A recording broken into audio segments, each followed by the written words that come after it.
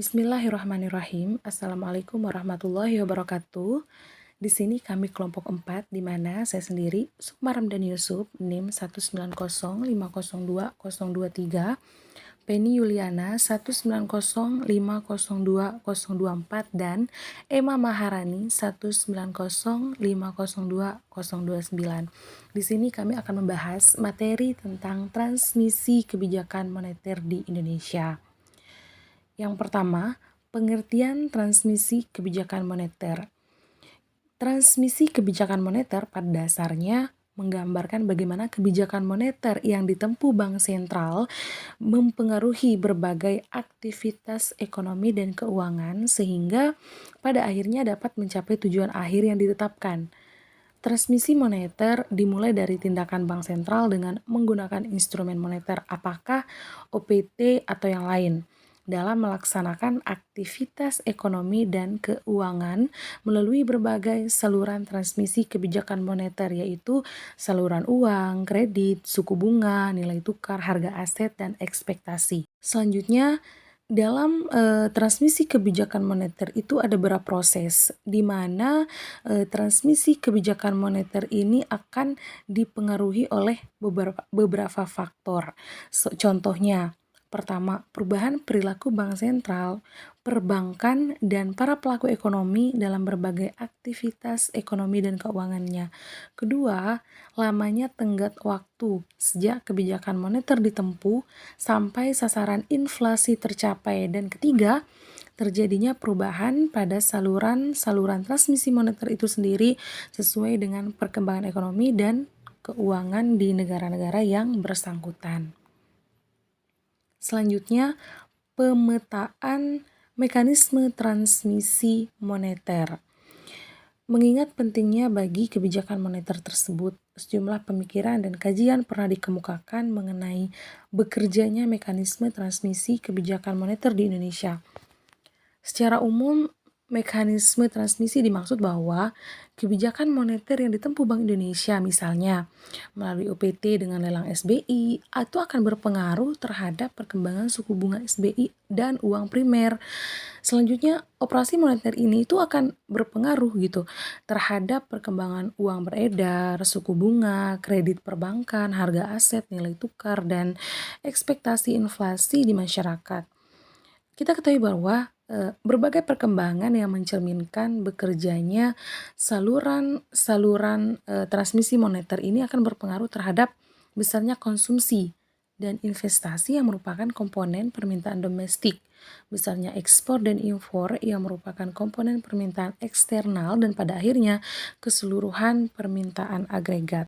Selanjutnya, untuk mendukung efektivitas kebijakan moneter diarahkan pada 3 aspek, yaitu yang pertama, mengukur kekuatan pengaruh dari masing-masing transmisi moneter. Kedua, mengidentifikasi profil tenggat waktu dari saat kebijakan moneter ditempuh hingga sasaran akhir kebijakan moneter melalui masing-masing saluran transmisi moneter. Dan yang ketiga, menganalisis saluran transmisi mana yang paling kuat dan dominan bekerja di Indonesia.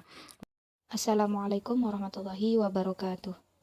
Nama saya Emma Maharani, NIM 1905022029. Saya sebagai pemateri kedua akan membahas tentang saluran-saluran. Yang pertama yaitu adalah saluran uang, di mana transmisi melalui saluran uang telah sejak lama dijadikan dasar kebijakan moneter di Indonesia, termasuk selama Indonesia berada dalam program IMF dari tahun 1997 hingga tahun 2003 yang lalu. Pada awal tahun, Bank Indonesia menetapkan sasaran inflasi yang akan dicapai pada tahun yang bersangkutan, beserta perakiraan beberapa variabel makroekonomi seperti pertumbuhan ekonomi, suku bunga, dan nilai tukar rupiah.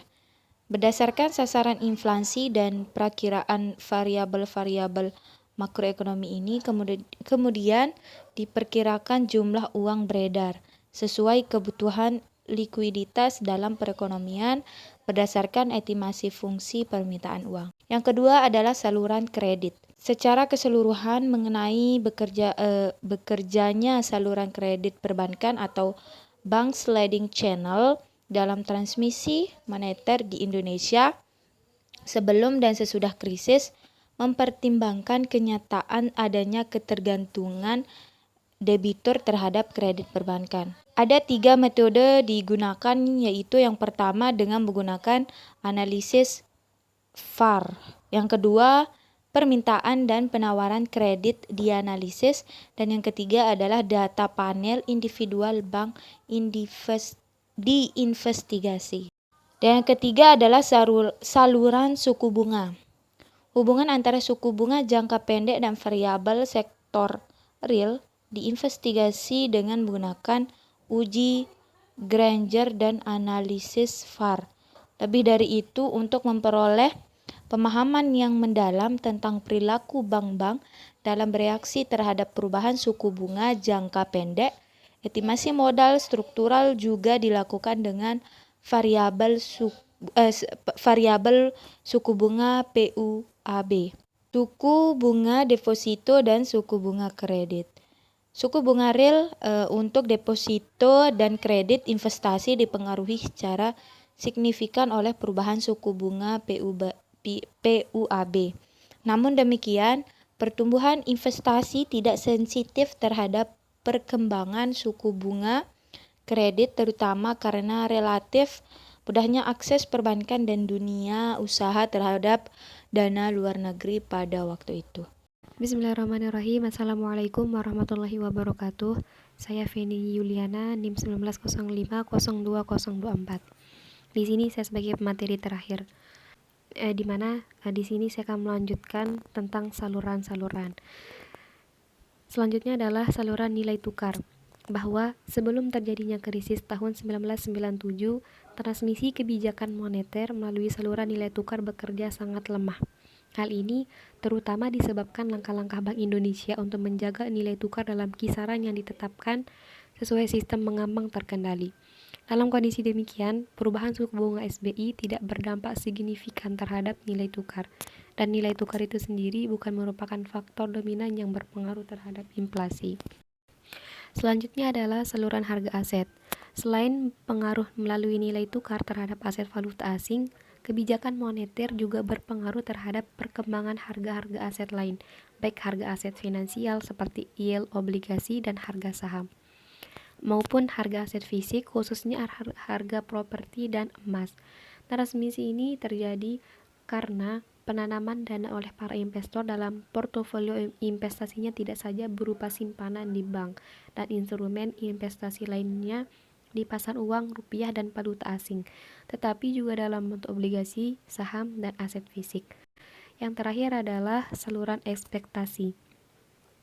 Dengan mempertimbangkan krisis ekonomi telah mengubah perilaku ekspektasi inflasi di Indonesia, masih berperannya inflasi periode lalu pada pembentukan ekspektasi inflasi masyarakat tersebut.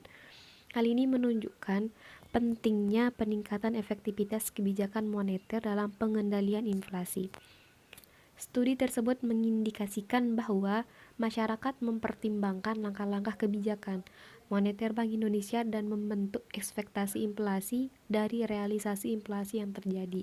Dengan demikian, apabila efektivitas kebijakan moneter tersebut mampu ditingkatkan dan berhasil menekan inflasi ke tingkat yang rendah, maka ekspektasi inflasi juga akan menurun dan dengan demikian akan semakin mendukung efektivitas kebijakan moneter dalam pengendalian inflasi tersebut. Sekian dari kami, kurang dan lebihnya kami mohon maaf. Wassalamualaikum warahmatullahi wabarakatuh.